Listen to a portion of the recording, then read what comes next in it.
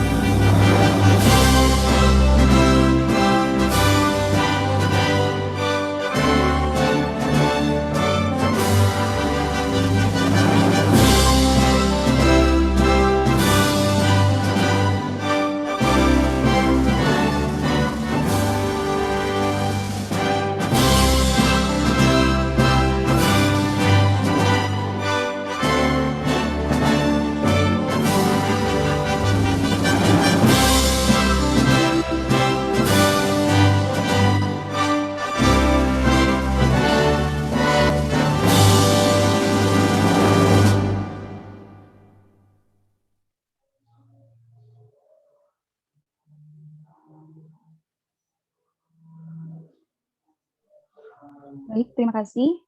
Selanjutnya, memasuki acara ini, yaitu pemaparan materi oleh Fathia Nurul Islami dan Hoirul Hisan, sekaligus diskusi dan tanya-jawab yang akan dipandu oleh rekan kami, Zilah Auliah, mahasiswa Pendidikan Kesejahteraan tahun 2018, selaku moderator. Kepada Zilah, disilakan. Oke, Bismillahirrahmanirrahim. Assalamualaikum warahmatullahi wabarakatuh.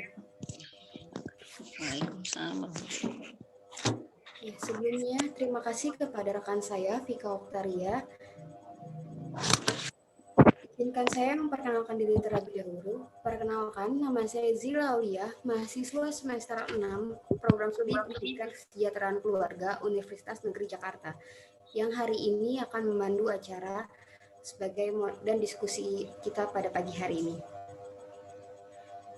Seperti yang telah disampaikan oleh Vika, hari ini kita akan mengadakan sharing section mengenai peran orang tua sebagai kunci keberhasilan PJJ, serta membagikan tips untuk orang tua dalam mendampingi anak melakukan PJJ. Hari ini, kita akan menyampaikan 2 materi yang akan dijelaskan oleh 2 pemateri yang tentunya masih rekan saya juga. Materi pertama akan disampaikan oleh Fatia Nurul. Materi yang disampaikan oleh Fatia Nurul ini berkaitan dengan kendala atau hambatan yang dialami orang tua dalam mendampingi anak melakukan pembelajaran jarak jauh. Materi kedua akan disampaikan oleh Hoiratun Hisan tentang bagaimana cara mengatasi hambatan serta kendala agar orang tua dapat mendampingi anak secara maksimal dalam melaksanakan pembelajaran jarak jauh. Oke, untuk mempersingkat waktu, langsung saja kita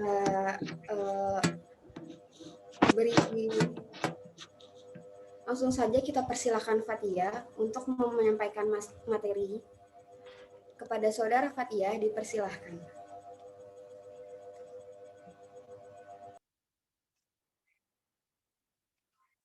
Oke.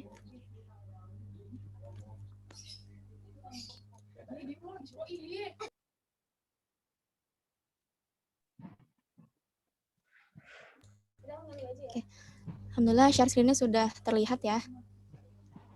Terima kasih kepada moderator yang telah mempersilahkan saya untuk menyampaikan materi pertama pada pagi hari ini. Selamat pagi semuanya, salam sehat untuk kita semua. Semoga kita selalu diberikan kesehatan dimanapun kita berada. Amin.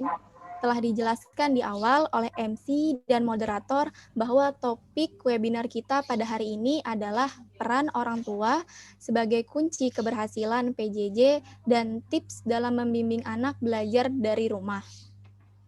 Oke, next. Izinkan saya memperkenalkan secara singkat anggota tim saya. Yang pertama ada saya sendiri, Fatia, sebagai pemateri pertama. Yang kedua ada Khairatun Hisan sebagai pemateri kedua, ada Zilah sebagai moderator, dan Vika sebagai MC, serta Rifki sebagai operator. Next.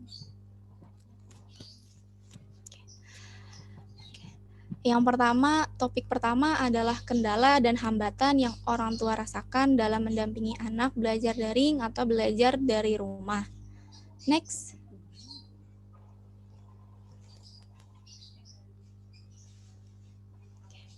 Sekilas saya akan menjelaskan secara singkat bagaimana awal mula COVID-19 ini sampai akhirnya pemerintah menetapkan pembelajaran jarak jauh yang sampai saat ini masih kita rasakan bersama. Jadi awal mulanya wabah ini berasal dari negara Cina. Munculnya itu ketika awal Desember 2019 dan saat itu belum banyak orang-orang yang mengetahui tentang gejala dari virus ini. Dalam sebuah penelitian yang dilakukan, Dr. Li Wenling, orang yang pertama kali menjelaskan bahwa orang yang pertama kali teridentifikasi positif COVID-19 adalah mereka yang memiliki akses langsung dengan orang-orang yang berada di pasar ikan Wuhan dan orang-orang yang menjual binatang-binatang liar.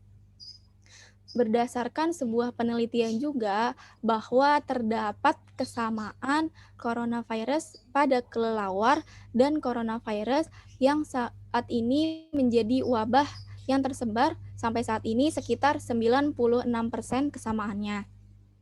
Akhirnya menyebarlah virus ini secara global melalui udara dan kontak langsung dengan orang-orang yang sudah terinfeksi. Saat itu juga karena belum banyaknya yang mengetahui akan berbahayanya COVID-19 ini, sehingga penyebarannya pun sangat mudah, belum banyak orang yang menghiraukannya.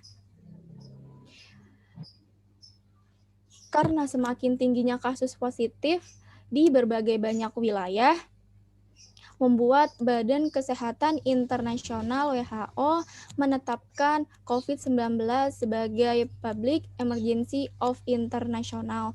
Jadi dikatakan COVID-19 ini sebagai sebuah wabah atau pandemi penyakit yang berbahaya secara internasional. Hingga akhirnya terjadilah kasus pertama di Indonesia. Pada awal Maret 2020, Presiden beserta Menteri Kesehatan mengumumkan kasus pertama kali terjadi di Depok, Jawa Barat, menimpa seorang ibu berusia 64 tahun dan anaknya yang berusia 31 tahun.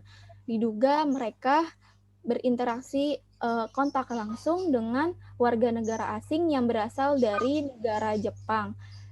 Serta mereka pun baru teridentifikasi positif ketika berada di negara Malaysia. Nah, awalnya memang di Indonesia sendiri banyak yang menganggap bahwa virus ini tidak akan sampai pada negara kita, pada negara Indonesia, tetapi akhirnya sampai juga gitu ya.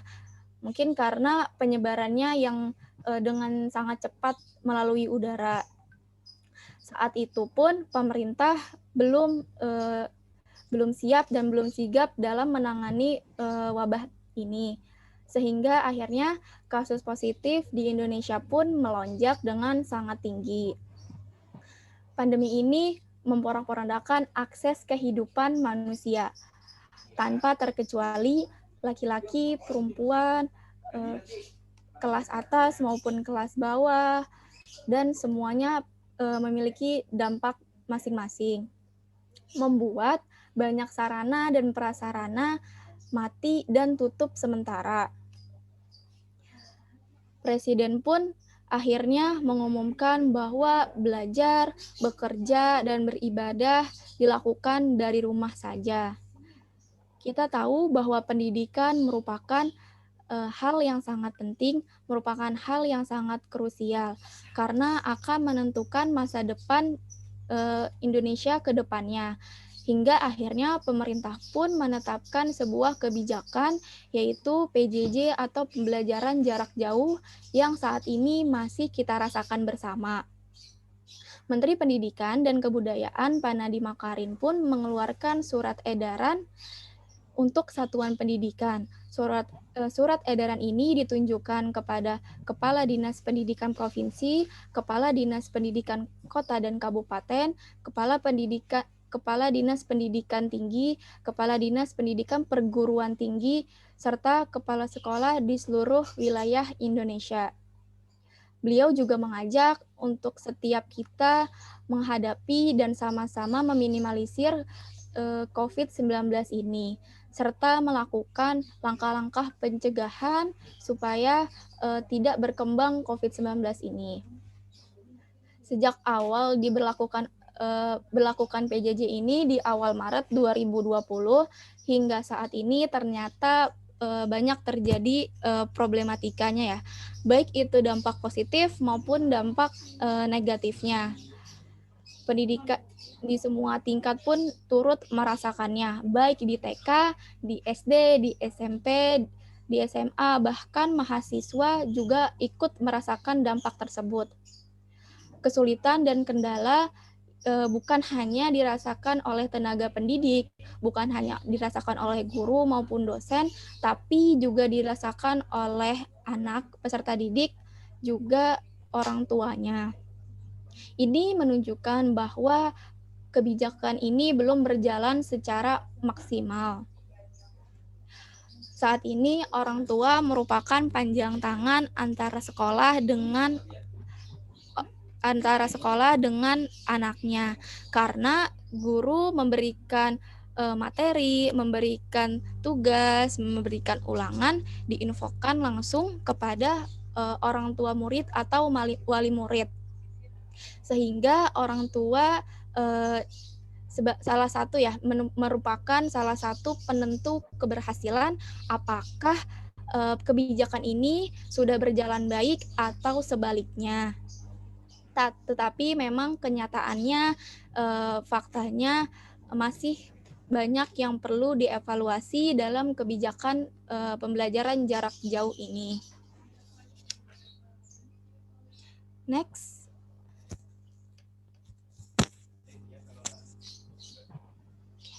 Nah, ketika menyusun materi ini, kami telah menghimpun beberapa kendala dan hambatan yang para hadirin rasakan dalam mendampingi anak belajar dari rumah. Pada G-Form yang telah kami sebar, ada sekitar 35 responden yang menjawab keluhan tersebut gitu ya. Karena banyak yang memiliki kesamaan, banyak yang mirip-mirip, oleh karena itu kami hanya mencantumkan sekitar 12 kendala dan keluhan yang para hadirin cantumkan pada G-Form. Yang pertama itu adalah anaknya kurang bisa diarahkan saat masuk kelas, saat jam pelajaran, sehingga akhirnya tidak fokus. Lalu anak tidak mau ikut kelas karena keasikan bermain games. Anak malah belum fokus saat pelajaran karena belum bisa menyesuaikan. Adanya perasaan bosan baik itu anaknya maupun orang tuanya. Orang tua mengalami kesulitan memahami materi yang diberikan oleh guru sehingga akhirnya orang tua pun kelimpungan sendiri, kebingungan sendiri. Juga tugas malah akhirnya ya dikerjakan oleh orang tuanya. Juga ada kendala HP, keterbatasan fasilitas ya, HP akhirnya berebutan dengan adiknya, yang mungkin adiknya juga saat itu belajar dari rumah juga ya, belajar daring juga. Kuota dan jaringan yang mengalami kendala, anaknya malah semangat belajar gitu ya, sehingga akhirnya kurang istirahat. Orang tua yang bekerja mengalami kesulitan dalam membagi waktu, adanya perasaan malas dan tidak semangat gitu. Jadi memang berdasarkan Google Form yang telah kami sebar, banyak gitu ya kendala dan alasan yang para hadirin sampaikan pada G-Form tersebut. Sehingga memang disimpulkan bahwa masih banyak orang tua yang merasa belum siap dalam mendampingi anaknya belajar dari rumah dengan kendala yang beragam. Next.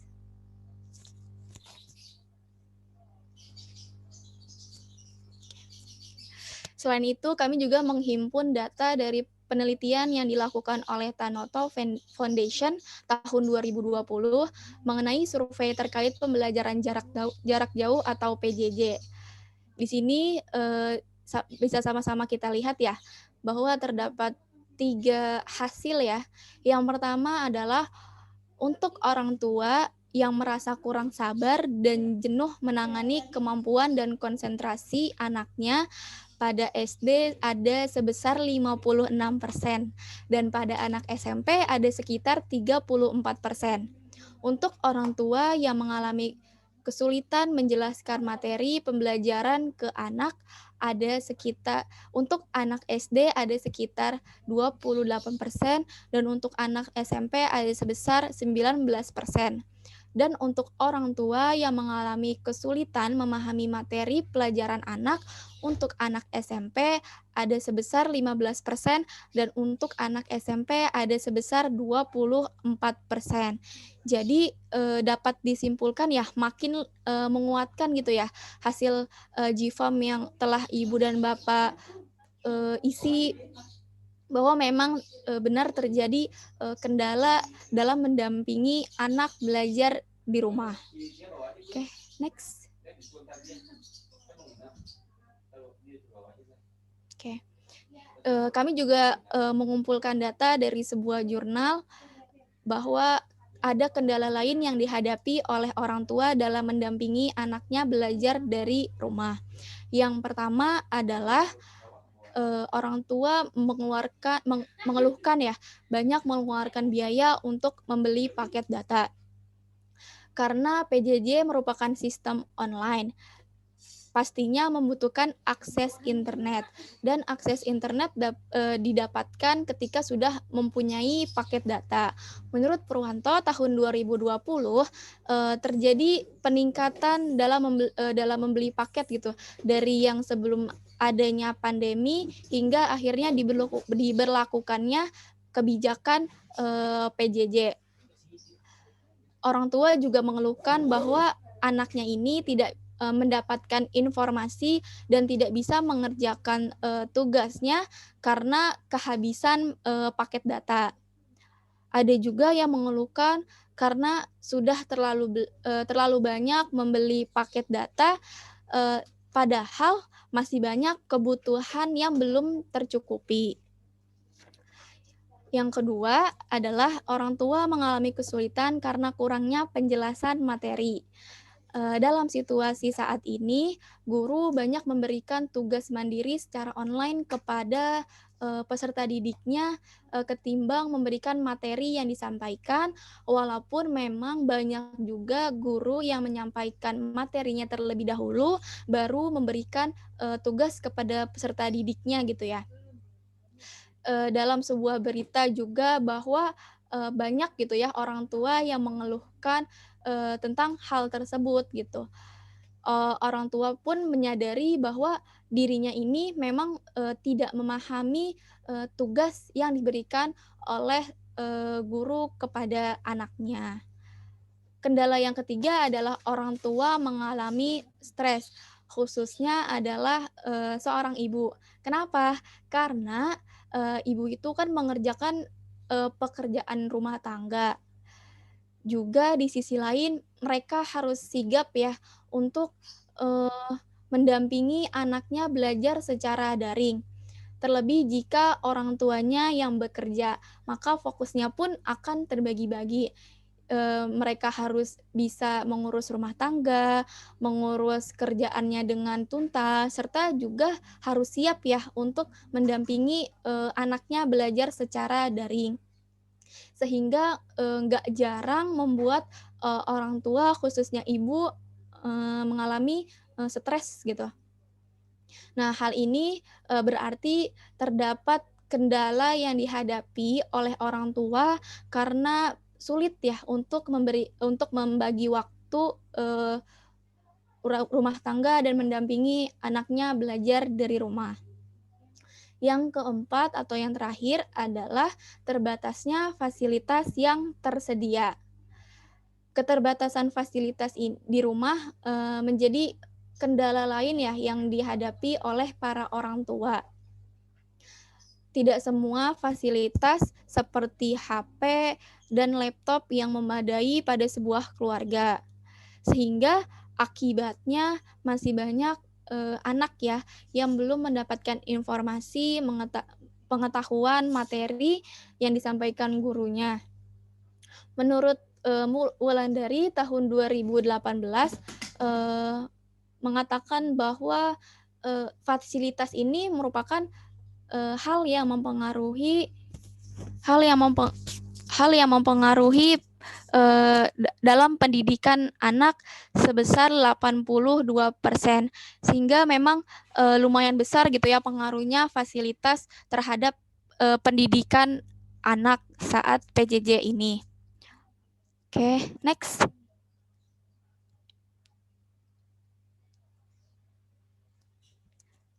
Next, operator. Oke. Nah, ini sumber yang saya pakai dalam membuat materi ini. Ya, mungkin itu aja ya yang bisa saya sampaikan mengenai kendala dan hambatan yang dirasakan oleh orang tua dalam mendampingi anaknya belajar di rumah. Oleh karena itu, saya kembalikan lagi ke moderator.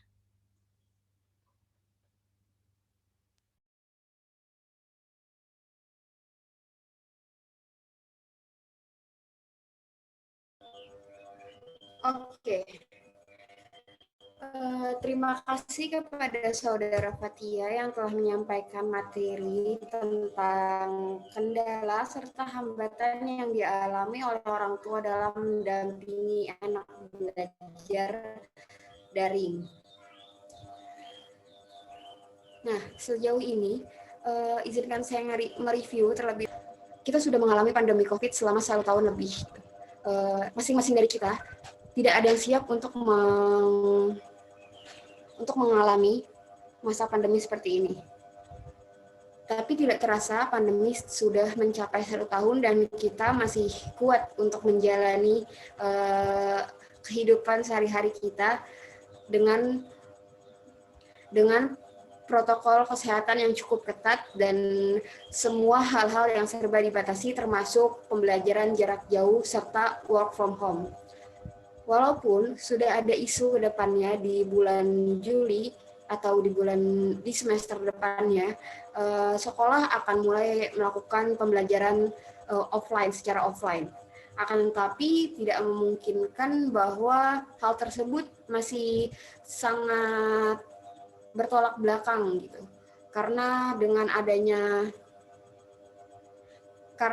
adanya protokol kesehatan yang ketat, kita tidak boleh menutup, walaupun kita sudah bisa melakukan sekolah secara offline, tapi orang tua harus selalu menjaga anaknya agar bisa berinteraksi dengan temannya dengan tetap melakukan protokol kesehatan seperti itu. Jadi dari kendala-kendala yang sudah dipaparkan oleh Fatia, saya bisa menyimpulkan bahwa ada 4 kendala yang secara garis besar dialami oleh kebanyakan orang tua. Yang pertama, banyaknya pengeluaran biaya untuk membeli paket internet. Walaupun pemerintah sendiri telah memberikan subsidi kuota kepada murid-murid untuk melaksanakan pembelajaran jarak jauh, akan tetapi hal tersebut tidak memungkinkan bahwa kuota yang dikeluarkan pemerintah itu tidak cukup membantu, akan tetapi tidak sepenuhnya seperti itu. Nah, yang kedua, kesulitan menjelaskan materi pada anak. Nah, kesulitan menjelaskan materi pada anak ini disebabkan oleh mungkin orang tua ini tidak mengetahui secara garis besar atau menguasai materi keseluruhan mengenai materi pembelajaran yang ada di sekolah. Jadi orang tua mengalami kesulitan, apalagi di mata pelajaran matematika mungkin ya. Yang ketiga, orang tua mengalami stres. Nah, orang tua mengalami stres ini diakibatkan karena anaknya yang menjadi malas selama pembelajaran di rumah. Yang kedua, mereka tidak menguasai materi sehingga mereka kebingungan sendiri gitu. Bagaimana caranya menjelaskan materi atau menyampaikan materi yang disampaikan oleh guru ke anak tersebut.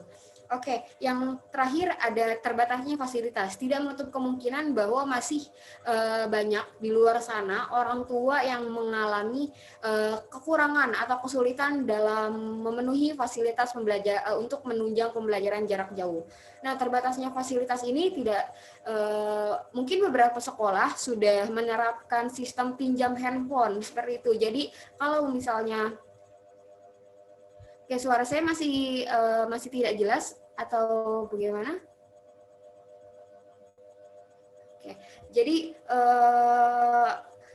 terbatasnya fasilitas ini bisa di beberapa sekolah mungkin sudah menunjang dengan meminjamkan handphone. Nah, mungkin ada beberapa sekolah juga yang memberikan subsidi peminjaman handphone tersebut, akan tetapi dengan syarat-syarat yang begitu ketat gitu ya. Oke. Sebelum tanpa membuang waktu lagi, kita akan langsung ke pemateri kedua Tadi kan pemateri pertama sudah menjelaskan tentang hambatan serta kendala yang dialami oleh orang tua dalam pendampingan anak melaksanakan PJJ. Nah, pemateri kedua kali ini akan menjelaskan tentang bagaimana sih cara mengatasi hambatan serta kendala yang secara garis besar dialami oleh orang tua sendiri, seperti itu. Oke, kepada Saudara Halatin Hisan, waktu dan tempat dipersilahkan.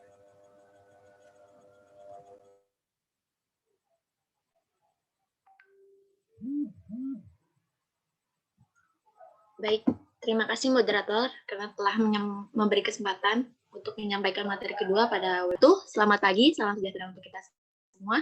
Nah, setelah rekan saya menyampaikan tentang kendala dan hambatan orang tua selama menemani anak belajar di rumah, di sini saya akan mencoba sharing tentang apa saja kiat atau tips-tips mendampingi anak belajar di rumah. Next. Sebelum itu, izinkan saya untuk menyampaikan terlebih dahulu tentang peran orang tua selama pembelajaran jarak jauh. Nah, di sini terdapat 4 peran penting orang tua selama pembelajaran jarak jauh. Peran pertama yaitu orang tua memiliki peran sebagai guru di rumah, yang dimana orang tua dapat membimbing anaknya dalam belajar secara jarak jauh dari rumah untuk menggantikan gurunya yang di sekolah. Peran yang kedua yaitu orang tua sebagai fasilitator, yaitu orang tua sebagai sarana dan prasarana bagi anaknya dalam melaksanakan pembelajaran jarak jauh. Contohnya seperti menyediakan buku-buku sesuai dengan tema yang tengah dibahas di sekolah, serta mainan yang tentunya dapat menunjang pembelajaran sesuai tema di sekolah. Peran yang ketiga yaitu orang tua sebagai motivator, yaitu orang tua dapat memberikan semangat serta dukungan secara langsung kepada anaknya dalam melaksanakan pembelajaran, sehingga anak memiliki semangat untuk belajar yang diharapkan dapat meningkatkan kepercayaan diri dan memperoleh prestasi yang baik untuk anak. Yang peran yang terakhir yaitu orang tua sebagai pengarah atau director, di mana orang tua melakukan pengawasan pada setiap kegiatan anak belajar di rumah, mengawasi penggunaan waktu anak selama melaksanakan pembelajaran jarak jauh, atau mengidentifikasikan adanya kesulitan atau kejenuhan saat anak belajar di rumah, serta memberikan bantuan dan dukungan kepada anak ketika mengalami kesulitan ataupun kejenuhan saat belajar. Next.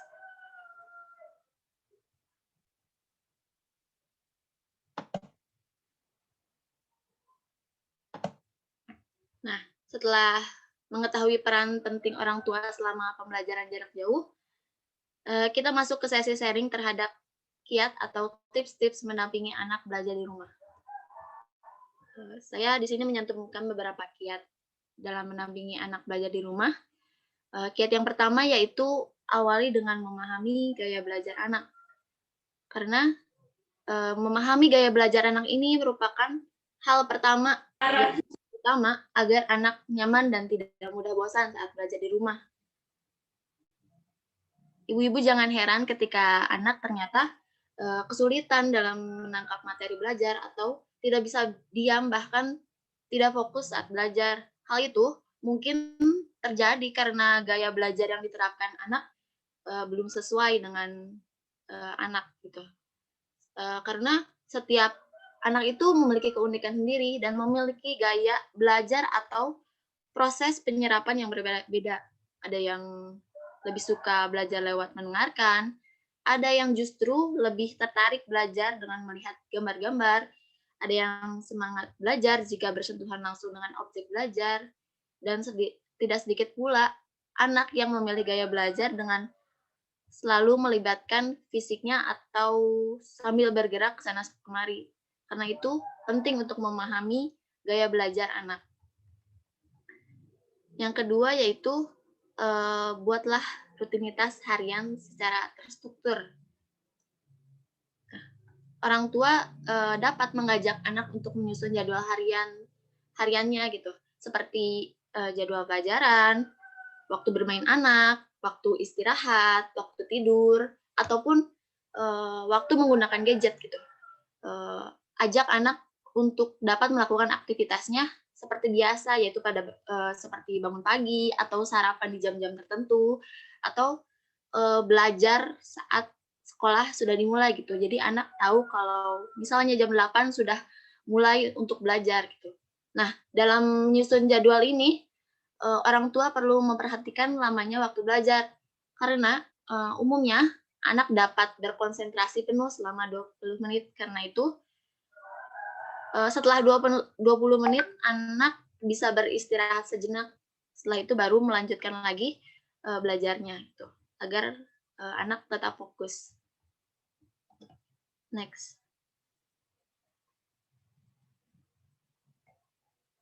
Lalu tips yang ketiga di sini yaitu menciptakan lingkungan dan suasana belajar yang menyenangkan. Nah, untuk membangun suasana belajar yang menyenangkan ini terdapat beberapa cara ya yang bisa diterapkan. Cara yang pertama yaitu awasi dan dukung proses belajar anak. Ibu dan ayah di sini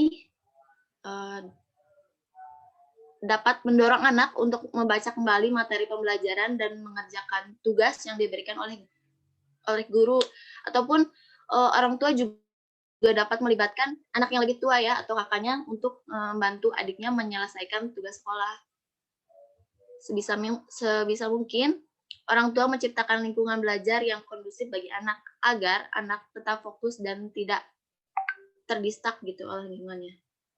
Cara yang kedua yaitu libatkan anak secara aktif dalam kegiatan belajar.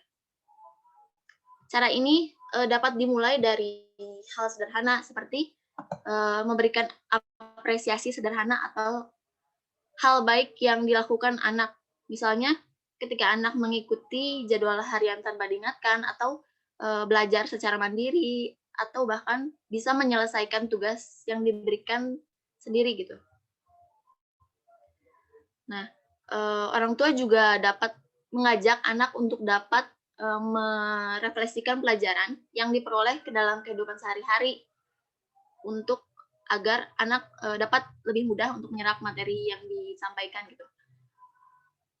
Orang tua juga dapat memberikan pertanyaan terbuka mengenai pembelajaran yang didapat, seperti apakah ada kesulitan saat mengerjakan tugas atau sudahkah selesai mengerjakan tugasnya, seperti itu. Lalu cara yang ketiga yaitu dorong anak untuk rajin bertanya. Nah, orang tua dapat memberikan kesempatan pada anak untuk menanyakan materi yang tidak dipahami gitu. Orang tua dapat mendiskusikan dengan cara yang dapat menarik minat anak sehingga anak terdorong untuk bertanya tentang materi belajar yang belum ia pahami. Jadi anak lebih terbuka kepada orang tuanya. Yang terakhir yaitu gunakan metode pembelajaran yang bervariasi. Penggunaan pembelajaran yang bervariasi ini bertujuan agar anak tidak bosan dengan kegiatan belajar yang dilakukan di rumah. Orang tua dapat menggunakan berbagai metode pembelajaran seperti memanfaatkan video di YouTube ataupun aplikasi yang dapat mendukung belajar anak. Next.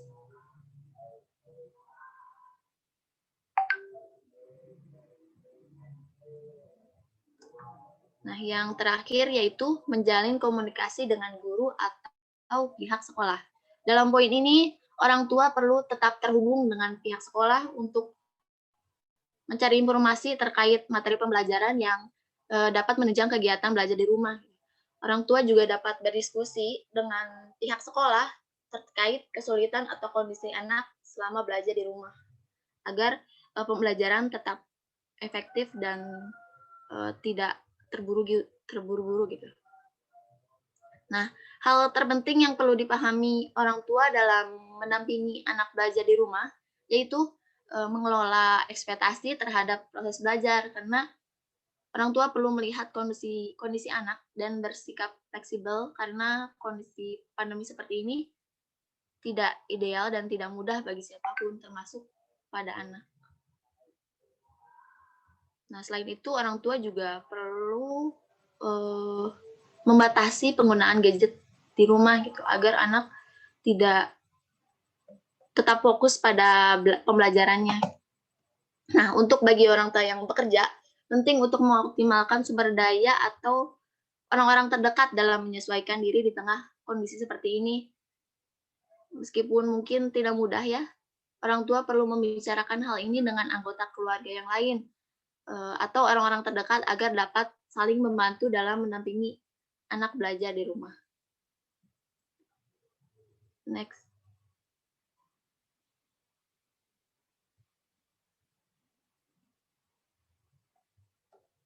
Nah, setelah mengetahui tentang tips yang saya sampaikan tadi, apa saja sih manfaat orang tua mendampingi anak belajar di rumah? Manfaat yang akan saya sampaikan di sini, saya rangkum menjadi 3 manfaat, yaitu yang pertama, tentunya dapat mendekatkan orang tua dengan anak. Nah, pendampingan orang tua dalam pembelajaran di rumah, selain membantu anak dalam momen belajar, juga akan membangun komunikasi yang intens dengan anak. Kita jadi lebih mengenal hal-hal yang membuat motivasi belajar anak dapat meningkat atau bahkan yang dapat membuat anak hilang semangat dalam belajar. Karena percayalah, kehadiran orang tua dalam belajar anak akan menimbulkan kepercayaan diri sehingga dapat menumbuhkan semangat untuk belajar jadi lebih tinggi. Selain itu, anak-anak juga semakin yakin bahwa orang tuanya menyayangi dan akan membantunya di saat mengalami kendala atau kesulitan. Manfaat yang kedua yaitu dapat membantunya mengenal minat dan bakat. Nah, dengan mendampingi secara langsung ketika anak belajar, orang tua dapat melihat hobi atau ketertarikan anak selama didampingi belajar, sehingga anak dapat terarahkan dan dapat memperoleh prestasi belajar yang secara lebih optimal. Manfaat yang ketiga yaitu dapat melatih pengelolaan emosi orang tua. Hal ini akan bermanfaat karena orang tua perlu berlatih mengendalikan diri dan emosi agar tetap terkendali menghadapi pola tingkah anak yang bermacam-macam, gitu. Agar mereka melakukan pengendalian emosi yang sama kepada kita saat kita tua nanti. Next. Di sini saya cantumkan beberapa sumber yang saya gunakan dalam menyampaikan materi pagi ini. Next.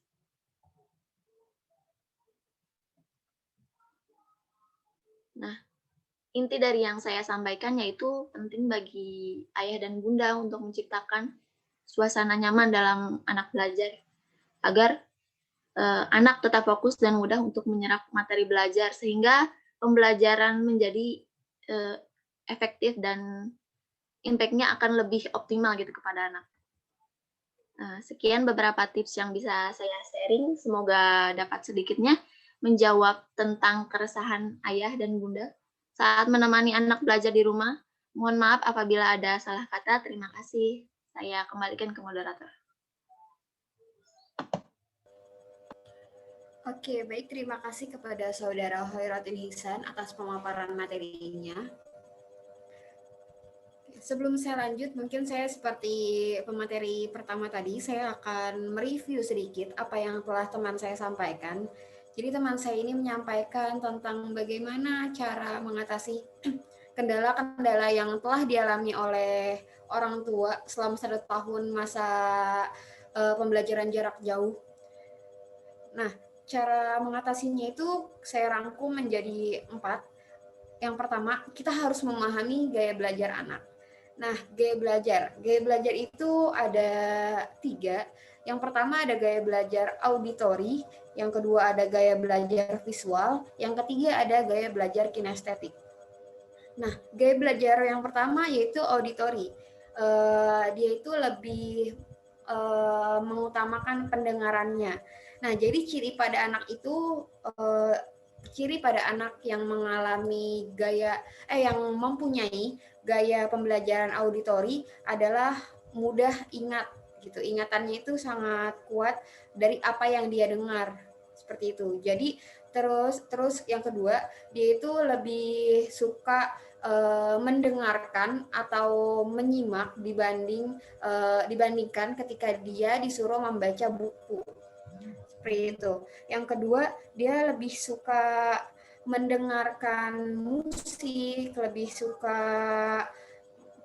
menuliskan tulisan yang dia dengar gitu dibanding untuk membaca buku.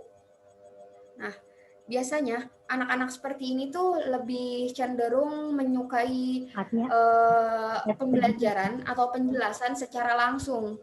Jadi mereka itu lebih suka dijelaskan secara langsung dibandingkan disuruh membaca buku seperti itu. Itu untuk anak auditori. Nah, selain itu, kendala dari anak auditori juga mudah lupa apa yang dijelaskan oleh guru. Jadi karena dia tidak diimbangkan dengan membaca, maka kadang apa yang disampaikan oleh guru itu hanya sebatas masuk terus keluar lagi gitu. Kadang mereka itu mudah lupa gitu dibanding anak-anak yang lain gitu. Terus ada juga anak yang auditori tapi mereka itu langsung nulis apa aja yang telah disampaikan oleh guru, terutama gitu kalau misalnya ada tugas, mereka itu lebih misalnya ada tugas nih ibu-ibu, jadi mereka mendengarkan gurunya, habis itu mereka mencatat. Nah, seperti itu. Terus setelah itu kadang mereka itu anak-anak yang memiliki gaya belajar auditori, mereka cenderung mengerjakan tugas sesuai dengan apa yang telah mereka dengar dari dan disampaikan oleh guru. Atau ketika mereka tidak puas dengan pembelajaran yang disampaikan oleh guru, anak akan biasanya ini kan kendala, anak akan mengalami kesulitan gitu ya dibandingkan apalagi di PJJ seperti ini, guru tidak menjelaskan secara langsung. Ada guru yang hanya menyampaikan materi melalui WhatsApp group, setelah itu memberikan tugas, siswa disuruh belajar secara mandiri gitu untuk membaca buku terlebih dahulu. Nah, bagaimana sih cara mengatasi hal itu? Biasanya orang tua juga kan tidak mengetahui gitu kan, tidak menguasai materi yang disampaikan oleh gurunya. Jangankan anaknya gitu, orang tuanya aja nggak tahu gitu kan. Nah, bagaimana sih cara mengatasinya? Cara mengatasinya adalah ibu-ibu atau ayah-ayah sekalian dapat mencari materi-materi pembelajaran yang di-share oleh gurunya di platform YouTube. Jadi cari materinya itu selain dari buku, dari YouTube. Nah, di YouTube itu biasanya banyak sekali penjelasan secara video yang dilakukan oleh guru-guru lain tentang materi yang disampaikan oleh guru tersebut. Kayak gitu. Cara mengatasi, sebenarnya ini bersangkut paut ya dengan bagaimana cara mengatasi orang tua yang mengalami kesulitan merasakan menjelaskan materi kepada anak. Jadi solusinya bisa menggunakan YouTube sebagai salah satu media pembelajaran untuk menunjang materi yang disampaikan oleh guru. Terlebih jika guru tersebut tidak menjelaskan materi secara secara video seperti ini. Jadi anak tuh tidak ada gambarannya kayak gitu. Nah, selanjutnya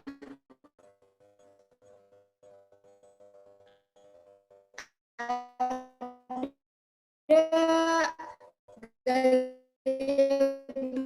belajar visual. Nah, gaya belajar visual ini mungkin menjadi poin plus ketika anak-anak melakukan pembelajaran jarak jauh.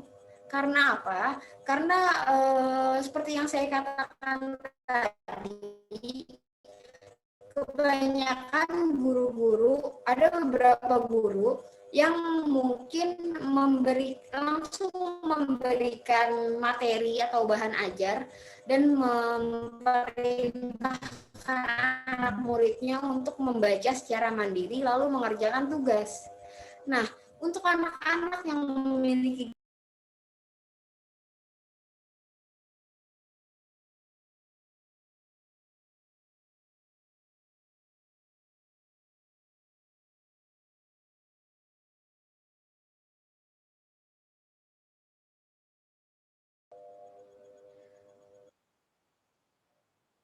Oke, lanjut ya Bapak Ibu.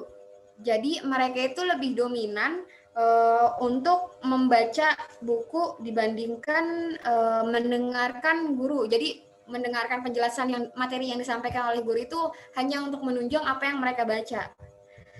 Nah, ciri-ciri pada anaknya apa sih? Yang pertama, mereka lebih suka membaca buku dibandingkan mendengarkan. Terus mereka itu lebih suka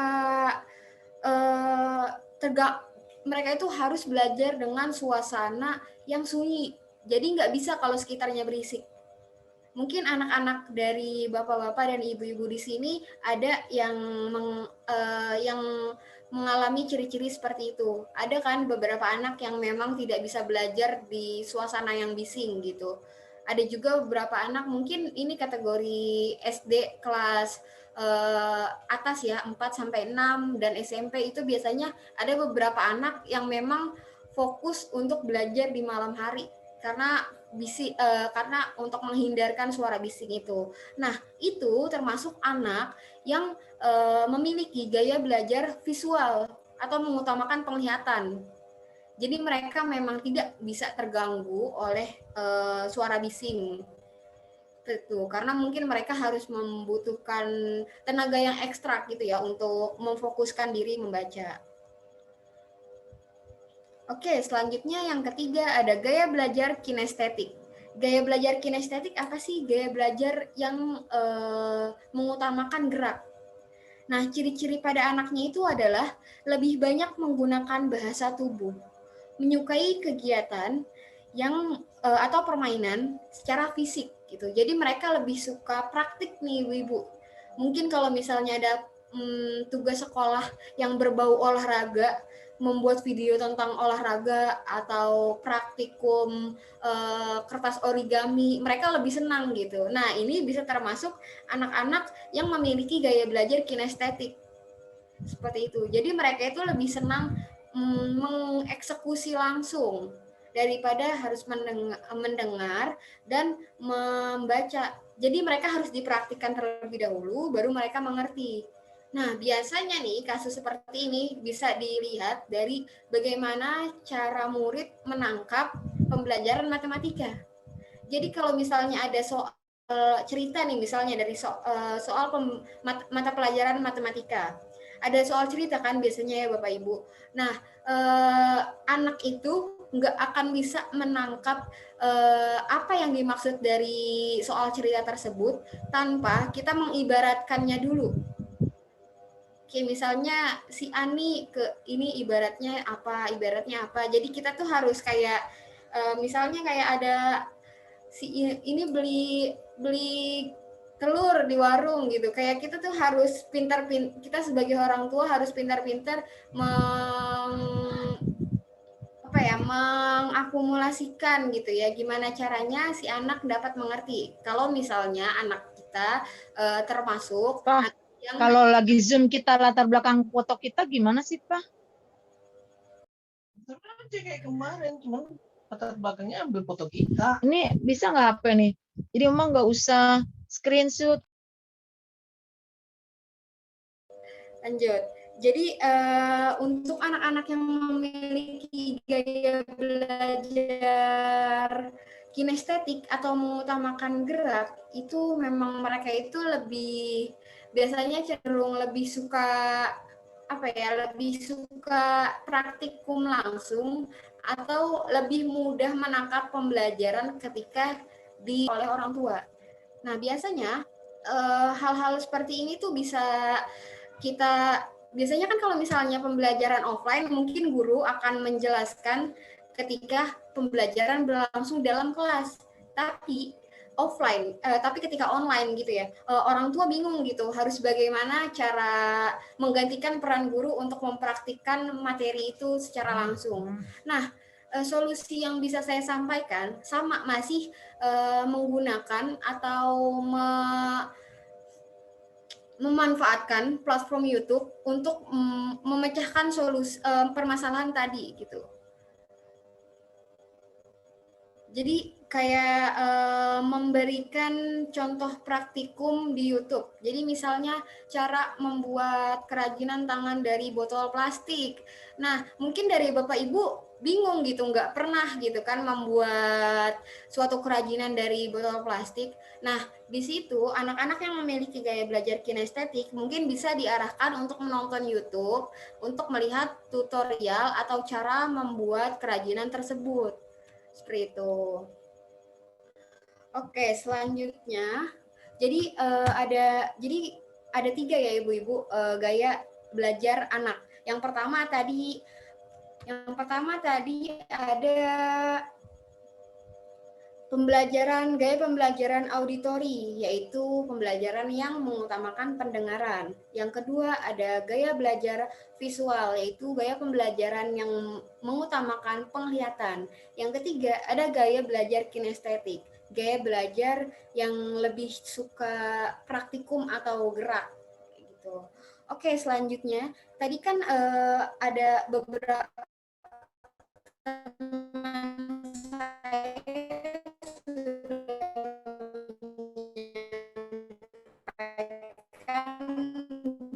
beberapa tips untuk mengatasi hambatan dan kendala dalam pendampingan orang tua mendampingi anak melakukan pembelajaran jarak jauh.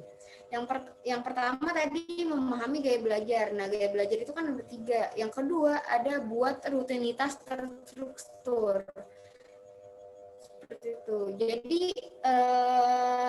mungkin anak-anak di rumah susah gitu ya untuk dikendalikan, atau misalnya ketika diarahkan untuk belajar mereka itu agak sulit dibandingkan untuk bermain gitu. Mereka maunya bermain seperti itu.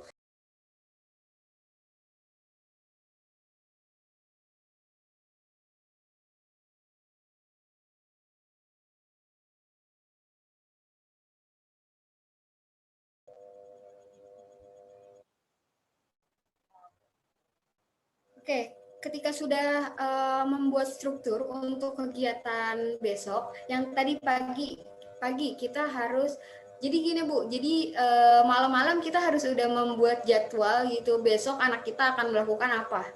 Nah, kita harus malam itu juga kita harus menyampaikan kepada anak, biar agar anak bisa mempersiapkan dirinya. Besok misalnya ada PJJ, kita memberitahu kepada anak besok ada PJJ. Tapi kita juga harus sesuaikan reward gitu. Misalnya besok kamu PJJ ya nak, tapi setelah PJJ boleh deh kamu main handphone, boleh deh nanti kita kemana gitu. Tapi kamu harus PJJ dulu ya nak, kamu harus fokus gitu. Jadi kalau sistem biasanya guru-guru pakai ketika pembelajaran offline, sistem reward atau pemberian hadiah, itu merupakan suatu sistem yang biasanya dipakai oleh guru. Jadi anak itu nggak cuma disuruh untuk belajar atau diarahkan untuk belajar terus-menerus, akan tetapi tidak diberikan hadiah. Mungkin ibu-ibu sekalian pernah nih mendengar bahwa ada guru yang memberikan reward kepada hadiah kepada muridnya ketika mendapat nilai ulangan yang bagus. Nah, itu menjadi salah satu sistem reward. Nah, mungkin hal itu bisa diterapkan kepada kita sebagai orang tua di rumah dalam mendampingi pembelajaran jarak jauh gitu. Jadi mungkin selama ini kita tuh terlalu sibuk menyuruh mereka untuk belajar tapi tidak memberikan hadiah. Kita memberikan waktu luang untuk ya, reward itu juga biasanya pujian. Reward itu banyak ibu-ibu, hadiah itu banyak. Nggak cuma melulu tentang uang, tentang materi, tapi kita juga memberikan apresiasi kepada mereka, itu merupakan sebuah reward. Jadi mungkin mereka itu pusing gitu ya Bu ya, menatap layar dan belajar melalui handphone doang gitu kan, dari jam 8 sampai jam 12. Nah, nggak apa-apa, setelah itu kita berikan dia istirahat sejenak, di atas setelah zuhur sampai asar itu kita beri mereka istirahat sejenak untuk main handphone boleh, atau untuk bermain dengan temannya itu juga boleh. Jadi berikan waktu luang atau waktu bebas untuk mereka agar mereka itu tidak keluar dari hakikatnya sebagai anak gitu. Anak kan memang belajar dan bermain gitu, tapi kebanyakan ibu-ibu sekarang tuh karena mungkin PJJ mereka risau gitu ya, ibu-ibu takut nilai anaknya jelek gitu kan. Nah, anak akan stres ibu-ibu mungkin kalau misalnya mereka selalu disuruh belajar seperti itu. Mungkin kita juga harus memberikan kebebasan kepada mereka, akan tetapi terstruktur gitu, diagendakan. Jadi kita juga harus tegas gitu. Kamu jam sekian belajar, kamu jam sekian sampai jam sekian belajar PJJ. Jam sekian sampai sekian boleh main handphone, boleh istirahat tidur, boleh bermain dengan teman-temannya, tapi nanti habis asar mungkin untuk mengerjakan tugas sekolah gitu, PR, pekerjaan rumah. Nah, malamnya boleh main handphone lagi, tapi dibatasin sampai jam berapa ibu-ibu. Biar mereka besoknya fit lagi untuk melakukan pembelajaran jarak jauh, seperti itu. Oke, selanjutnya ada menciptakan lingkungan dan suasana belajar yang baik. Jadi, menciptakan lingkungan dan suasana belajar yang baik itu bisa kita ciptakan dari dalam lingkungan keluarga. Jadi keluarga itu memiliki peran yang sangat besar untuk menciptakan suasana yang hangat agar anak itu bisa semangat untuk belajar. Jadi gini, contoh kasusnya seperti ini ibu-ibu. Jadi kita harus membangun mood anak itu atau mood perasaan yang baik untuk anak agar mereka itu belajar secara sendiri atau tidak merasa terpaksa. Seperti yang tadi saya contohkan, kita harus memberikan sistem penghargaan, reward kepada mereka agar mereka itu nggak ngerasa, oh orang tua saya kok menuntut saya belajar mulu ya gitu. Biarkan mereka bebas biarkan mereka tetap menjadi anak pada umumnya gitu yang tugasnya belajar dan bermain. Seperti itu. Jadi menciptakan lingkungan dan suasana belajar yang menyenangkan bisa kita terapkan dengan cara seperti yang tadi saya katakan, membangun mood yang baik untuk anak. Jadi kalau pagi-pagi kita membangunkan anaknya itu pelan-pelan gitu, nggak dengan marah-marah. Kalau misalnya kita membangunkan anak dengan nada intonasi yang tinggi, maka anak juga akan merasa, oh kok saya untuk belajar aja dimarahinnya seperti ini ya. Nah biasanya hal tersebut, kalau misalnya pagi-pagi anak udah dibangunkan dengan intonasi suara yang cukup besar, mood mereka untuk belajar itu akan berantakan gitu. Jadi mungkin mereka kaget, terus tidak fokus, terus jadinya pembelajaran yang mereka jalani juga secara terpaksa, dan akhirnya materi yang disampaikan oleh guru juga tidak masuk, seperti itu. Jadi kita harus membangun mood yang bagus, seperti itu. Jadi selanjutnya yang terakhir ada menjalin komunikasi dengan guru atau pihak sekolah. Nah, ini juga menjadi salah satu trik yang tadi telah disampaikan oleh teman saya. Kalau misalnya kita juga harus membangun komunikasi yang baik dengan guru karena agar kita sama-sama bisa bekerja sama gimana caranya mengatasi problematika yang dihadapi oleh anak dalam pembelajaran jarak jauh, seperti itu. Mungkin dari saya reviewnya cukup banyak ya ibu-ibu ya. Kita langsung ke sesi tanya jawab.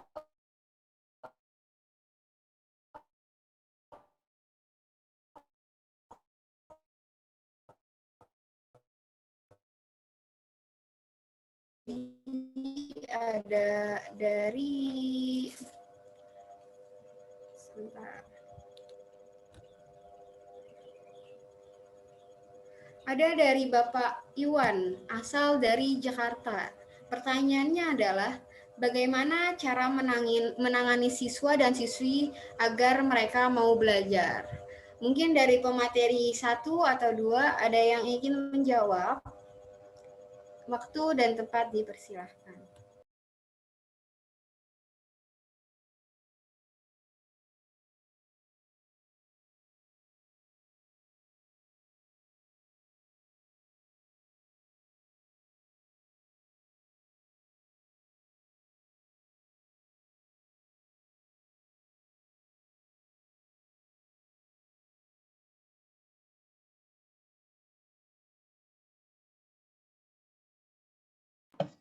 Baik, di sini saya akan coba menjawab pertanyaan tentang bagaimana sih cara membangun semangat anak dalam belajar.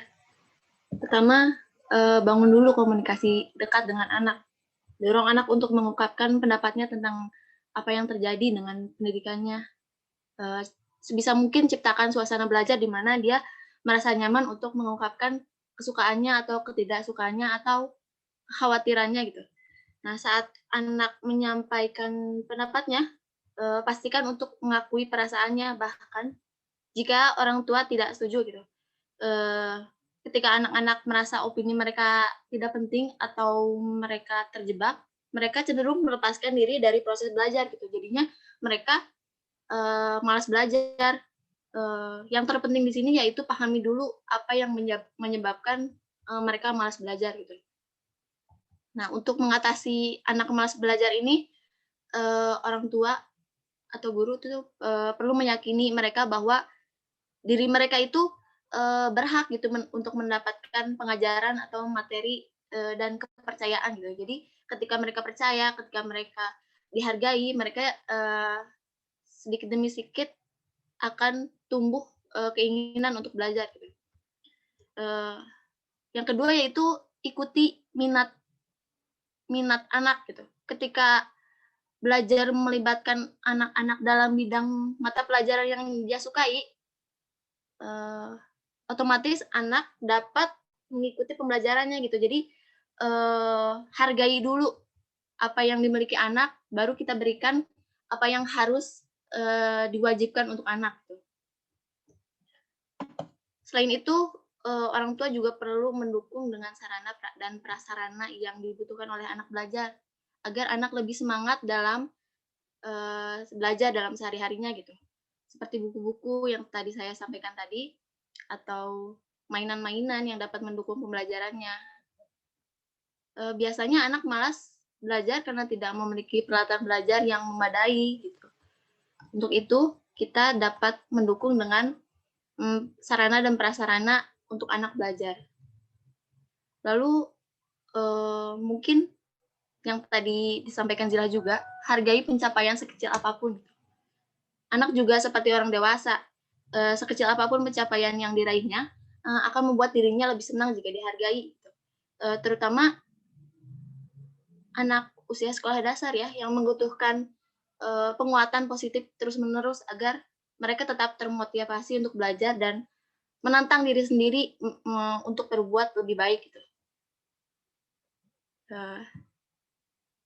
Itu jawaban dari saya, semoga dapat terjawab. Terima kasih.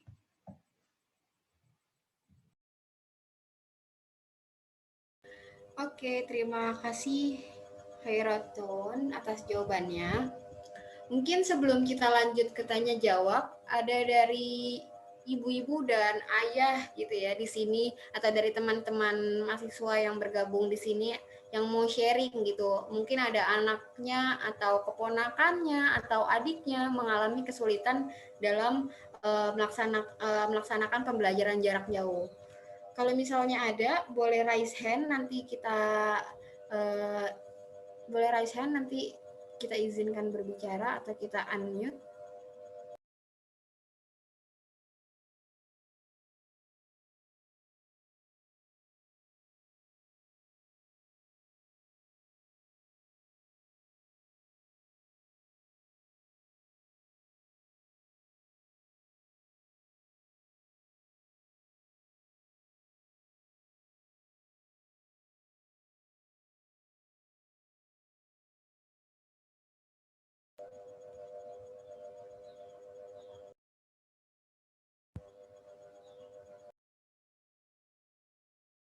Oke, jadi gini, ada yang mau sharing ibu-ibu? Atau teman-teman mahasiswa yang memiliki adik atau keponakan yang mengalami kesulitan dalam PJJ. Nah, yang sharing ini nanti bakal dapat door prize dari kita.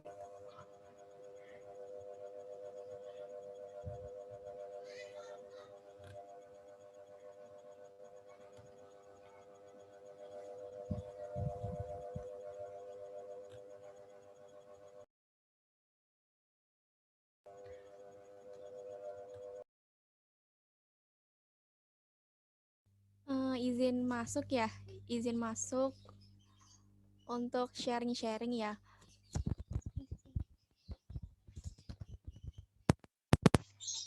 Ya, tadi moderator nanya kira-kira ada nggak nih ya cerita atau sharing-sharing yang dirasakan selama PJJ ya. Mungkin kalau misalnya melihat dari orang tua saya sendiri ya ketika mendampingi anaknya, terutama adik-adik saya ya yang masih usia SD dan SMP. Memang awalnya itu di awal-awal kerepotan gitu ya karena harus mengurus yang masih sekolah, juga ada adik yang masih kecil gitu ya. Tapi karena mungkin kakaknya udah masuk usia SMP, jadi dia mungkin udah bisa lebih mandiri nih, udah tahu adiknya yang butuh pendampingan lebih gitu dari orang tuanya. Dan kalau orang tua saya sendiri, mungkin alhamdulillah ya ada rezeki lebih, jadi untuk fasilitas aman gitu. Yang satu yang kakaknya pakai laptop, terus adiknya juga pakai HP, terus itu ganti-gantian aja gitu. Jadi memang terkadang kayak adalah ya slack-slack dikit, rebutan device atau berebutan untuk mau WA gurunya, mau ngirim tugasnya. Nah itu tapi alhamdulillah selama PJJ gitu ya, juga insya Allah aman gitu. Terus kalau mungkin kalau untuk saya sendiri ya sharing sebagai mahasiswa ya, untuk kendala-kendala pasti sama gitu ya kayak teman-teman mahasiswa yang lain, teman-teman saya di sini ngeluh kok banyak tugas atau tugas dikasih pagi nanti dikumpulinnya malamnya gitu. Jadi semua sama-sama mungkin kerepotan sendiri gitu ya. Sama-sama merasakan keribetan, keriuhannya masing-masing. Tapi saya juga tahu kalau misalnya dosen dan guru itu pasti sudah memikirkan cara yang terbaik gitu yang mereka bisa lakukan supaya memang pendidikan ini di saat ini dengan pandemi yang masih banyak kasusnya ya masih bisa berjalan gitu. Jadi saya juga apresiasi lah buat dosen, buat guru-guru hebat lah yang udah mendampingi, yang udah siap gitu ya dalam keadaan apapun untuk ngasih materi, untuk mereka sebisa mungkin ya memberikan materi yang terbaik gitu ya untuk murid, untuk peserta didik ya, walaupun memang nggak menutup kemungkinan pasti aja ada kurangnya, pasti aja ada yang apa ya nggak bisa gitu menyesuaikan. Ya mungkin itu ya Mbak moderator yang sharing-sharing dari saya. Mungkin dari ibu-ibu atau dari teman-teman nih, teman-teman mahasiswa boleh nih menyampaikan sharingannya apa yang dirasakan selama PJJ gitu ya. Terima kasih Mbak moderator.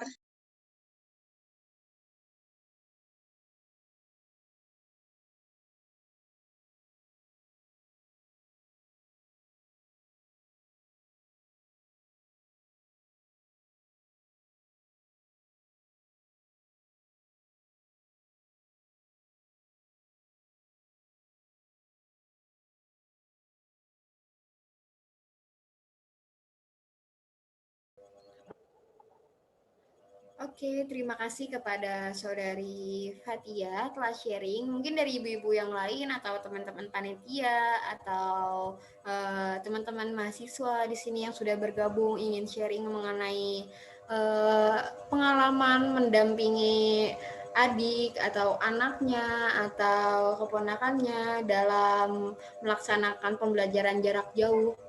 Sudah hampir setahun kita mengalami pembelajaran jarak jauh. Ada yang mau sharing? Muhammad Ihsanullah. Oke, kepada Muhammad Ihsanullah dipersilahkan. Oke, terima kasih kakak moderator yang telah mempersilahkan saya untuk sharing-sharing. Oke, mungkin sedikit sharing mengenai pendampingan ya seputar PJJ. Jadi saya punya adik kelas 9, ya, saya kelas 3 SMP. Dan beberapa kali juga mendampingi ponakan ataupun sepupu saya yang masih SD gitu.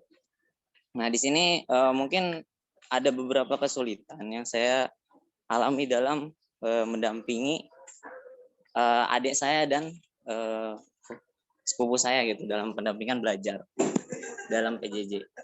Nah mungkin yang lebih kerasanya itu saat sesi jam kosong ataupun selang waktu antara dari satu pelajaran ke pelajaran yang lain. Nah, ini perlu adanya kedisiplinan si pengawas ini ataupun kita yang mendampingi gitu. Soalnya kenapa? Kalau kita nggak memantau secara baik gitu dalam hal pembelajaran anak kita ataupun nanti adik-adik kita gitu. Nah, ini bakal mengurangi semangat belajar dia saat PJJ gitu. Nah, kasusnya kalau yang saya alami gitu. Yang saya alami yaitu pada saat PJJ adik saya ini selama waktunya ini pergantian ini mulai main game ataupun yang lain sebagainya. Nah, ini yang membuat fokusnya ini terbuyar nanti setelah pembelajaran sehabis misalkan pelajaran 1 udah selesai, terus dia main game nih. Kalau saya nggak ada di situ ataupun lagi ke belakang gitu, nah dia langsung main game. Habis itu nanti pelajaran setelahnya ini kelupaan nih, dia buat masuk lagi ke dalam room Zoom gitu buat melanjutin pembelajaran. Nah, di sini yang jadi kelepas lah kita sebagai pengawas gitu. Dan mungkin kalau waktu itu saya ngawasin sepupu saya karena masih SD, nah ini juga yang agak ribet, yaitu soal mood, ya kan, mood belajar dari ponakan sepupu saya. Udah beberapa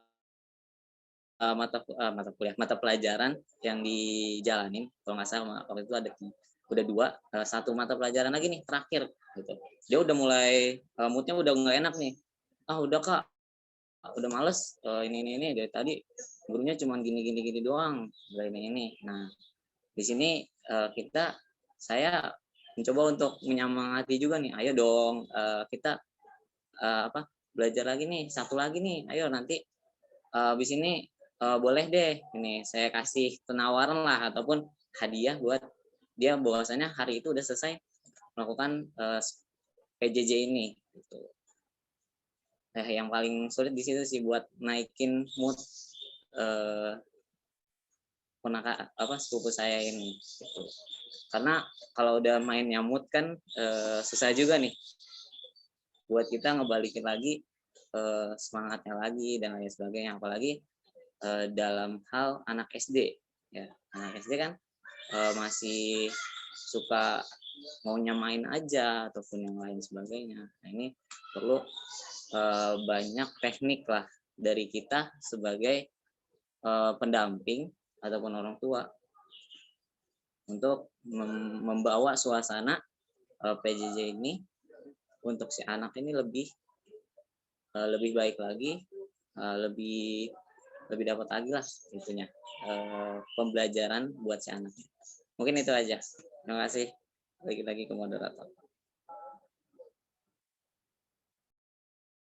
Oke, terima kasih banyak kepada Muhammad Ihsanullah. Jadi menarik banget ya tadi sharingnya. Jadi mungkin memang hal yang disampaikan tadi dari Muhammad Ihsanullah kepada kita semua itu mewakili gitu ya, mewakili kita semua untuk melakukan sharing di sini. Mungkin semua dari kita mengalami hal yang dialami Muhammad Ihsanullah, karena terlebih kepada anak SD gitu ya. Anak SD itu membangun moodnya memang agak sulit karena mereka itu pikirannya itu masih terbawa main bahwa belajar itu nomor kesekian gitu. Oke, terima kasih kepada Muhammad Ihsanullah. Sekali lagi, kita lanjut kepada sharing kedua nih. Mungkin dari teman-teman panitia ada yang mau sharing?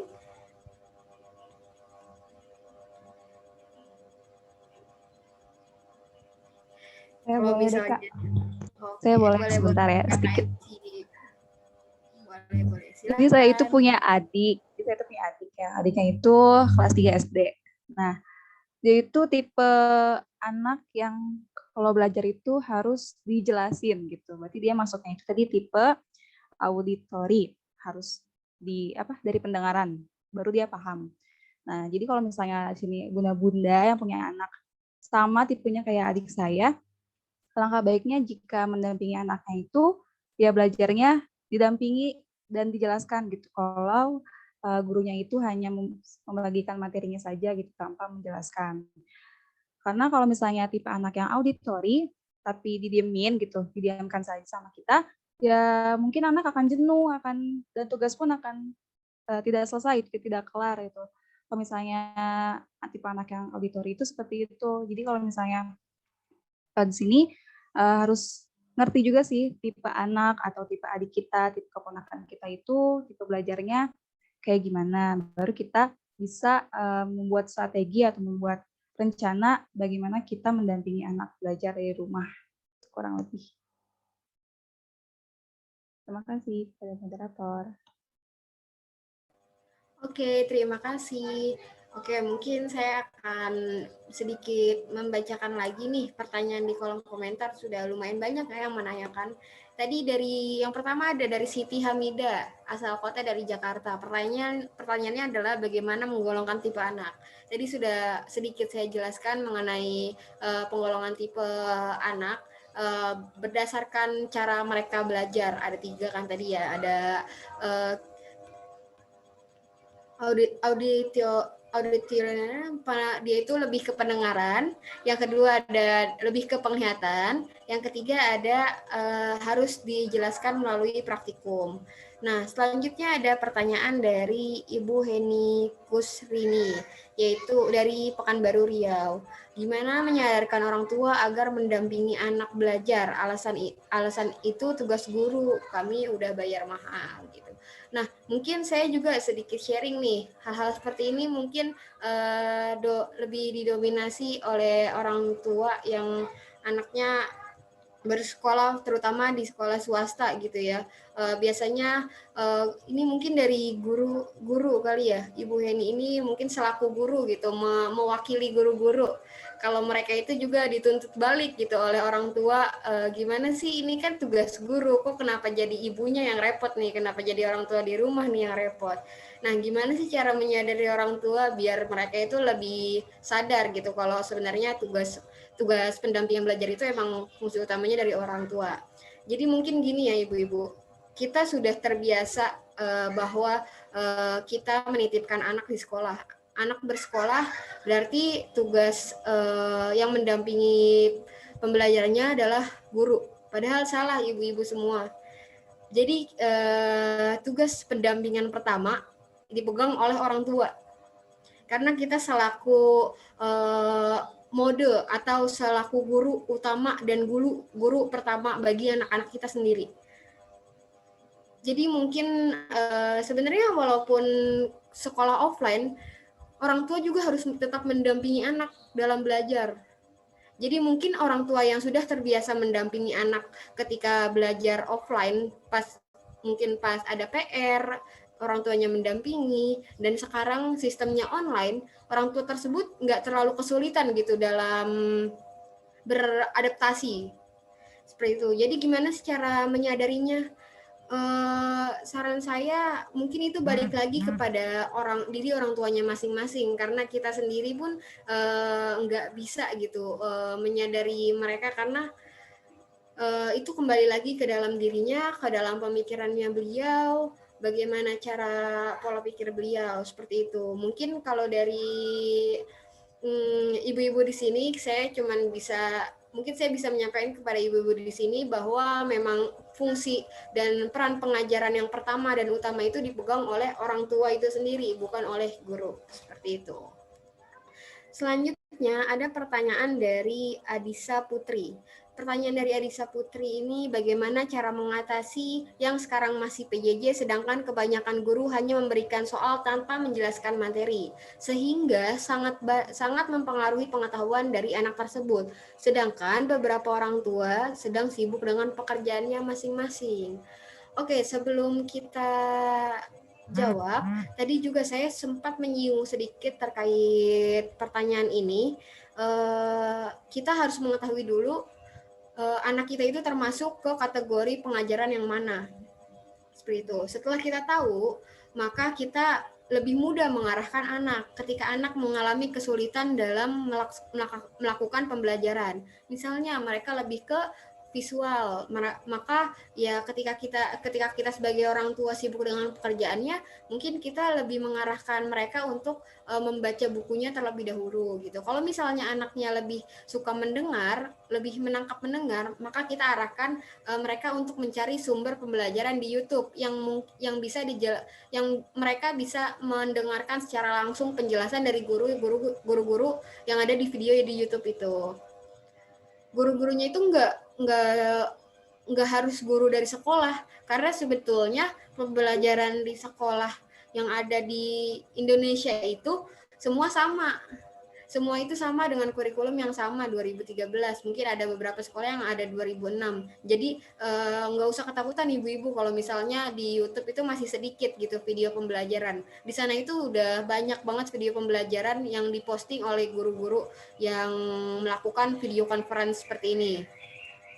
Oke, selanjutnya ada pertanyaan dari Ibu Yunita dari Jakarta, bagaimana mendampingi anak dalam kondisi ortu yang bekerja, dan jikalaupun dengan ortu dalam rumah, pola bantu pengajarannya berbeda dengan ortu atau guru.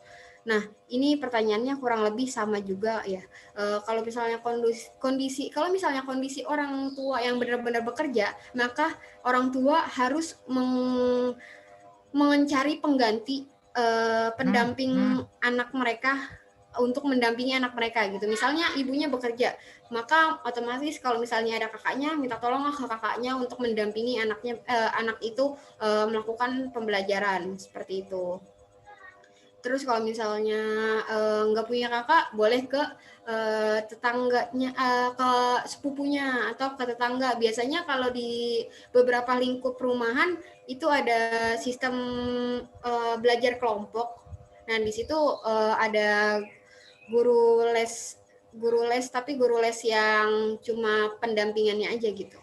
Itu dikhususkan untuk orang tua yang memang sibuk bekerja. Oke, selanjutnya ada pertanyaan dari Lulu Bogor, bagaimana cara menyampaikan komunikasi anak supaya anak mau belajar dan mengerjakan tugas. Tadi juga sudah saya sampaikan bahwa cobalah dengan sistem pemberian reward. Jadi antara reward dan apa yang diinginkan orang tua itu harus seimbang. Nggak cuma orang tua memerintah anaknya untuk belajar, tetapi anaknya ketika megang HP sebentar untuk main game itu langsung dimarahin. Nah, jadi kita harus seimbang antara reward dan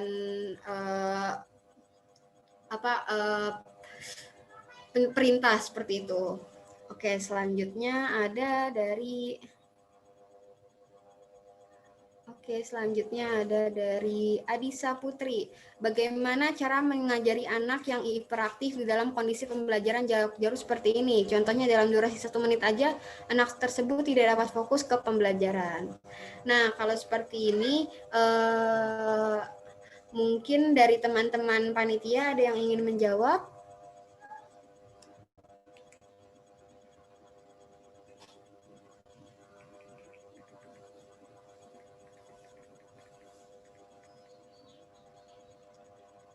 Oke, mungkin baik lagi ke saya kali ya, biar mempersingkat waktu juga karena waktu udah 10.40.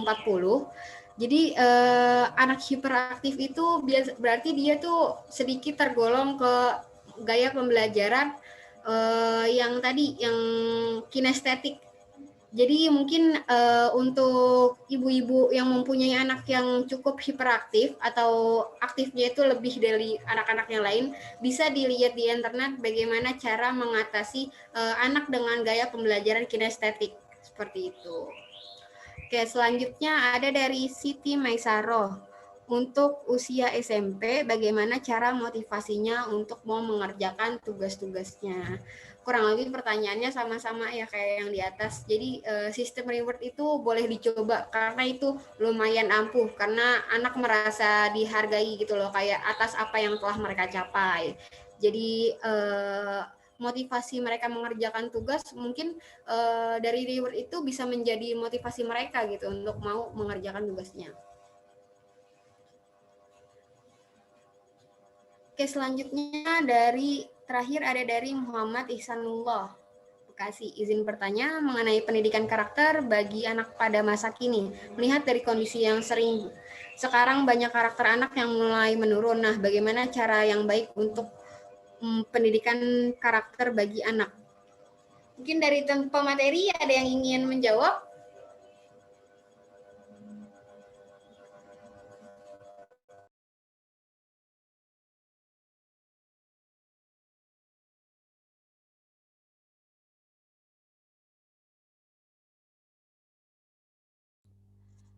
Oke, izin jawab ya pertanyaan dari Muhammad Ihsanullah ya. Jadi mungkin cara yang paling efektif ya, cara yang paling baik adalah kita sebagai orang tua maupun kakak itu menjadi contoh ya, karena memang biasanya nih anak-anak kecil itu masih labil gitu ya, masih mencari-cari nih kira-kira siapa yang bisa dia jadiin role model gitu. Nah, dengan kita mencontoh perbuatan yang baik, perilaku yang baik, nah insya Allah anak-anak yang mungkin mereka masih labil, belum punya pendirian, bisa mengikutinya juga. Lalu dijadikan perilaku baik itu menjadi sebuah kebiasaan, agar nantinya nilai-nilai tersebut ini bisa bisa dipegang, bisa diyakini anak hingga dia dewasa nanti. Mungkin itu aja ya.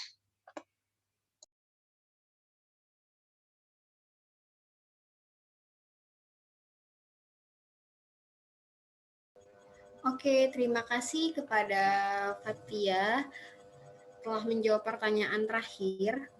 Oke, mungkin karena waktu juga sudah nggak kerasa ya, kita diskusi udah lumayan 1 jam. Mungkin kita cukupkan aja untuk hari ini sharing section mengenai peran orang tua sebagai kunci keberhasilan anak dalam melaksanakan PJJ. Oke, mungkin dari saya cukupkan. Saya selaku moderator meminta maaf apabila ada kesalahan dan kekurangan dalam perkataan. Dari saya pamit undur diri. Wabillahi taufiq wal hidayah. Wassalamualaikum warahmatullahi wabarakatuh. Saya kembalikan lagi ke MC. Baik, terima kasih banyak kepada moderator yang telah memandu acara inti pada webinar kali ini dan telah menambahkan sedikit dan merangkum materi yang telah pemateri paparkan. Juga kepada pemateri 1 dan 2, terima kasih banyak. Materinya sangat luar biasa. Insya Allah bermanfaat untuk kita semua.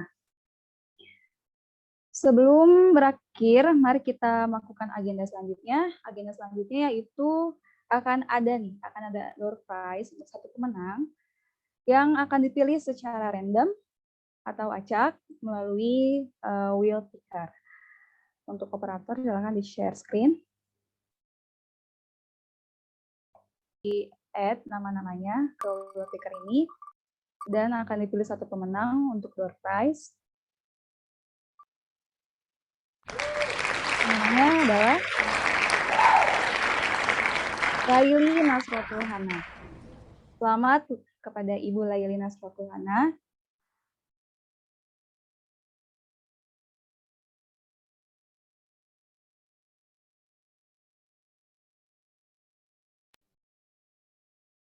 Selanjutnya saya akan memberitahu untuk pemenang pertanyaan terbaik. Di sini kami pilih 3 orang penanya dengan pertanyaan terbaiknya. Dan dari hasil diskusi kami, 3 pemenang pertanyaan terbaik didapatkan oleh Heni Kusrini, Siti Hamidah, dan Adisa Putri. Kepada Ibu Heni Kusrini, Ibu Siti Hamidah, dan Ibu Adisa Putri, selamat. Dan satu lagi saya akan memberi informasi untuk pemenang sharing session, karena tadi untuk yang sharing hanya 1 orang, yaitu Muhammad Ihsanul. Selamat kepada Muhammad Ihsanul telah memenangkan hadiah dari sharing session. Saya rangkum, untuk pemenang door prize, Ibu Laili, untuk pemenang penanya, Ibu Heni, Ibu Siti, dan Ibu Adisa Putri, dan untuk pemenang sharing session, ada Muhammad Ihsanul. Silakan menghubungi kontak person yang akan dikirim nomornya melalui kolom chat Zoom. Selanjutnya, sebelum mengakhiri acara, saya akan mengadakan foto bersama. Untuk tim dokumentasi silakan untuk mengambil gambar. Dan untuk peserta silakan menyalakan kamera semua karena foto bersama akan segera dilaksanakan.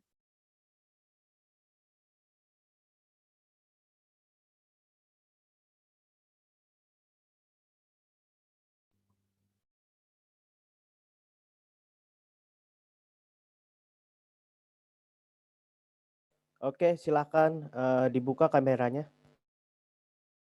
Silakan kepada seluruh peserta dinyalakan terlebih dahulu kameranya.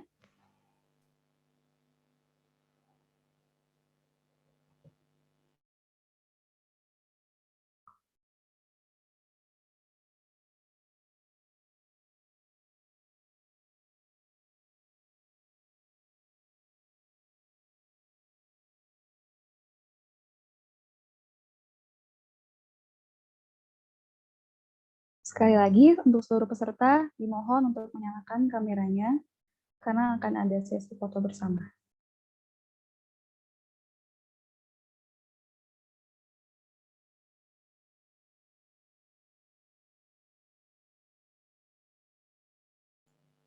Oke, terima kasih banyak. Baik, terima kasih banyak. Saya bantu hitung untuk tim dokumentasi. Layar pertama, 1, 2, 3. Layar kedua, 1, 2, 3. Baik, terima kasih banyak untuk para hadirin yang masih bergabung sampai di penghujung acara ini. Terima kasih juga untuk kedua pemateri kita yang sudah men-sharing materinya sangat luar biasa. Insya Allah materinya sangat bermanfaat. Selanjutnya saya ingatkan kembali untuk para peserta diharapkan mengisi presensi yang sudah di-share oleh operator di kolom chat Zoom. Juga pemenang-pemenang dari door prize, penanya terbaik, dan sharing session diharap segera menghubungi kontak person yang nomornya sudah dikirim melalui kolom chat Zoom. Baik, berhubung kita sudah di penghujung acara, mari kita ucapkan hamdalah sebagai penutup acara webinar pada pagi hari ini. Alhamdulillahirabbil alamin. Sekali lagi, terima kasih banyak kepada yang masih bergabung. Untuk para peserta, semoga acara webinar hari ini dapat bermanfaat, dan saya selaku MC dan mewakili panitia yang bertugas menyampaikan mohon maaf atas salah kata dan salah perbuatan. Akhir kata, terima kasih dan wassalamualaikum warahmatullahi wabarakatuh.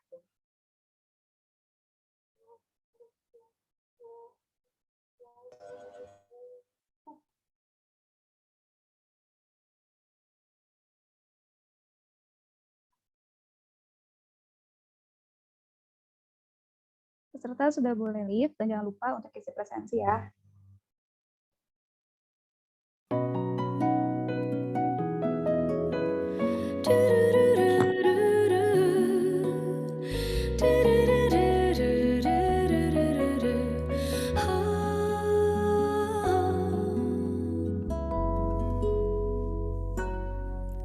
Harta yang paling berharga adalah keluarga. Istana yang paling indah adalah keluarga.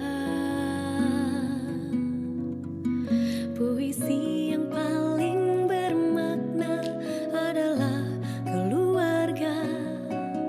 Mutiara tiada tara adalah keluarga. Selamat pagi Emak, selamat pagi Abah. Mentari hari ini berseri indah. Terima kasih Emak, terima kasih Abah, untuk tampil perkasa bagi kami putra-putri yang siap berbakti. Arang mau jadi pohon. Jadi pohon? Tuh kan, Mak. Pohon gak penting. Kan nama Ara sendiri kan diambilnya dari pohon cemara.